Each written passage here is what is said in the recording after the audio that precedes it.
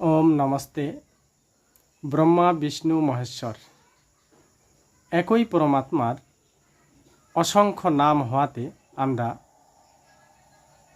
বিভিন্ন নামে তাকে স্মরণ করি। কিন্তু বন্ধুগণ, আমাদের পৌরাণিক সমাজে অনেক পণ্ডিত বর্গ ব্যক্তি পর্যন্ত কি বলছেন?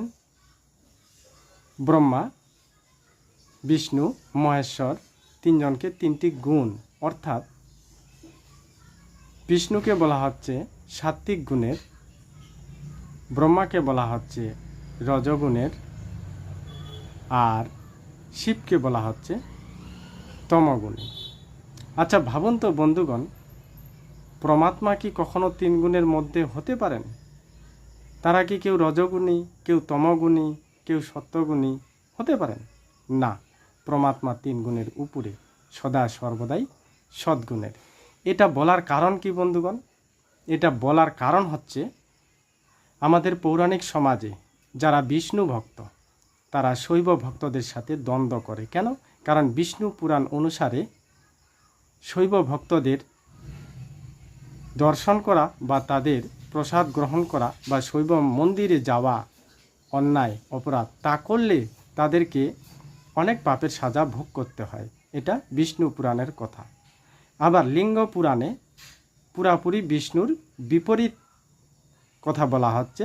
যারা বিষ্ণুর ভক্ত হয়ে শিবের দর্শন করে, যেমন তাদের চণ্ডাল প্রাপ্ত হয় বা পাপে পরিপূর্ণ হয়, তদ্রূপ লিঙ্গ পুরাণও বলছে কোনো শৈব ভক্ত বিষ্ণুর মন্দির বা বিষ্ণু ভক্তদের সঙ্গে থাকতে পারবে না। যদি সংসর্গে থাকে বা তাদের শিবের ভক্ত হয়ে বিষ্ণুর প্রসাদ গ্রহণ করে বিষ্ণুর মন্দিরে গমন করে, তাহলে তাদেরও একই রূপ ফল হবে।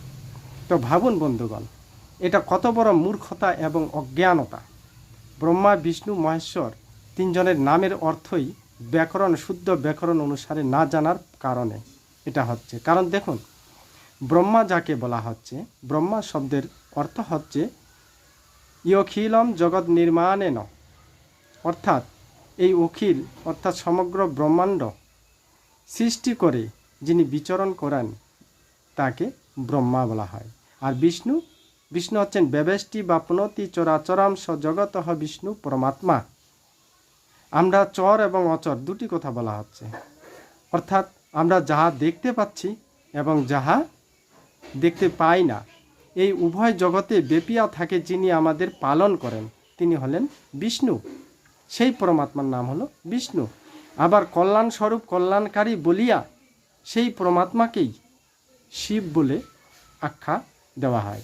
আবার যখন আমরা ঈশ্বর বলি তখন তার বাংলা অর্থ হয় যে যাহার সত্য বিচারশীল জ্ঞান এবং অনন্ত ঐশ্বর্য আছে তাকে ঈশ্বর বলা হয়। তো সেদিকে যাচ্ছি না বন্ধুগণ। ব্রহ্মা বিষ্ণু মহেশ্বর এই তিনটি ঈশ্বরের তিনটি গুণের জন্য। ব্রহ্মা গুণ হচ্ছে সৃষ্টি, যখন সৃষ্টি করেন পরমাত্মা তখন তার নাম হয় ব্রহ্মা। যখন পালন করেন তখন সেই পরমাত্মার নাম হয় বিষ্ণু। যখন আমাদের কল্যাণ করেন প্রতি মুহূর্তে তখন সেই পরমাত্মার নাম হয় শিব। আবার আমাদের যখন সংহার করেন তখন সেই রুদ্র বলা হয় আমাদের সেই পরমাত্মাকেই। কিন্তু বন্ধুগণ ভাবুন, কি নির্মম খেলা। পুরাণের মধ্যে শৈব পুরাণ বা লিঙ্গ পুরাণ অনুসারে শিবের ভক্ত বিষ্ণুর ভক্তদের সাথে মিলবে না, আর বিষ্ণুর ভক্ত বিষ্ণু পুরাণ অনুসারে শৈব ভক্তদের সাথে মিলবে না। ভাবুন তো, শৈব ভক্ত এবং বিষ্ণু ভক্ত কি আলাদা? তারা কি মানুষ নয়? অথচ আমরা সনাতন ধর্মের মধ্যে ব্রহ্মা বিষ্ণু মহেশ্বর শিব দুর্গা কালী সরস্বতী ঈশ্বর ভগবান অসংখ্য নামে তাকে স্মরণ করতে পারি, তাকে জানতে পারি। তাহলে যদি আমাদের সবার জন্য স্রষ্টা তিনিই হয়ে থাকেন, একং ব্রহ্ম দ্বিতীয় নাস্তি, তিনিই হয়ে থাকেন, একজনে হয়ে থাকেন, আর তার যদি অসংখ্য নাম হয়ে থাকে, তাহলে আমাদেরকে এই দ্বিধা দ্বন্দ্ব লাগিয়ে আমাদের সনাতন ধর্মকে সংহার করা হচ্ছে না বন্ধুগণ?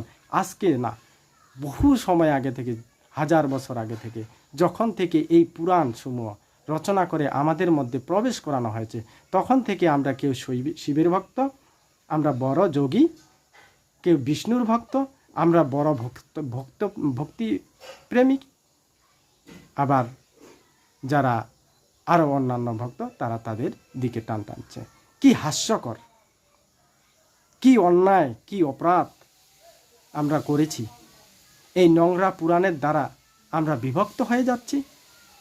ভাবুন তো বন্ধুগণ, আজকে বিশ্বের মধ্যে সমগ্র সনাতন ধর্মের মানুষের স্থান কোথাও হচ্ছে না।